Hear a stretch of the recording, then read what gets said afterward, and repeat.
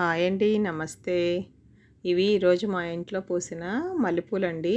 చూడండి ఇలా ఇచ్చిపోతే మనకి మాల కట్టాలంటే రెబ్బలన్నీ ఊడిపోతూ ఉంటాయి కదండీ!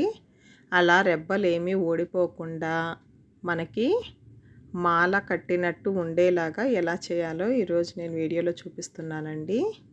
ఇలా బాగా విచ్చిపోతే మొగ్గలు ఈ మల్లెపూలన్నీ కూడా కట్టేటప్పుడు మొత్తం రాలిపోతాయి కదండీ! అందుకే ఇట్లా సూదితో గుచ్చుకోవడం చూపిస్తున్నాను.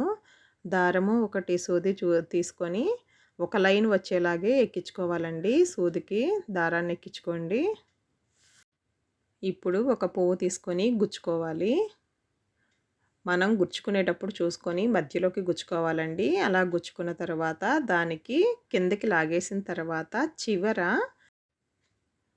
దానికే మనం ఒక ముడిలాగా వేసుకోవాలండి. లాస్ట్ మనం గుచ్చినప్పుడు కొంచెం దారం ఉంటుంది కదా! ఆ దారానికే అది ముడిలాగా వేసుకోవాలి.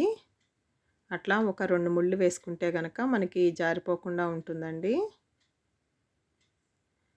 ఇలా ముడి వేసుకున్న తర్వాత మళ్ళా మనం మల్లెపూలను ఎక్కించుకోవాలండి. మల్లెపూలు ఎక్కించుకునేటప్పుడు, గుచ్చుకునేటప్పుడు అటొక మల్లెపువ్వు, ఇటొక మల్లెపువ్వు వచ్చేలాగా మనం గుచ్చుకోవాలి.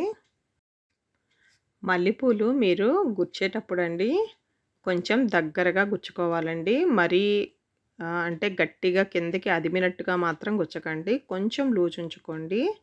ఉంచుకొని పూలన్నీ కూడా ఇట్లా మాల కట్టినట్టుగా వస్తాయండి గుచ్చుకుంటే చక్కగా. ఆ గుచ్చేటప్పుడు కూడా మిడిల్‌కి చూసుకొని గుచ్చుకోవాలండి. ఇట్లా మొత్తం గుచ్చుకున్న తర్వాత మీరు ఇలా గుచ్చుకునేటప్పుడు మధ్యలో ఎక్కడన్నా ఒక్క చోట నాట్‌లాగా వేసుకోవాలండి. మనం స్టార్టింగ్‌లో ముడి వేసుకున్నాం కదా! అట్లాగే మధ్యలో కూడా మిడిల్‌లో మొత్తం మనం మాల కట్టే లోపల మధ్యలో ఒక 4 చోట్ల నేను ముడి వేశాను. అది ఎండింగ్‌లో కూడా మీకు చూపిస్తాను. ఎండింగ్‌లో ఎలా ముడి వేసుకోవాలో.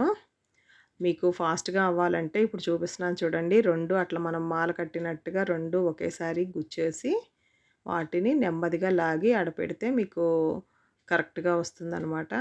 అదే వేలో నేను గుచ్చుతున్నానిక్కడ. ఇలాగే మొత్తం పువ్వుల్ని గుచ్చేసుకొని చివర నాట్ వేసుకోవాలి. చూసారు కదండీ! ఆ చివర అట్లా ముడేసేసుకోవాలి. అంతేనండి. చక్కగా మాల కట్టినట్టుగా మీకు పూల మాల రెడీ అయిపోయింది.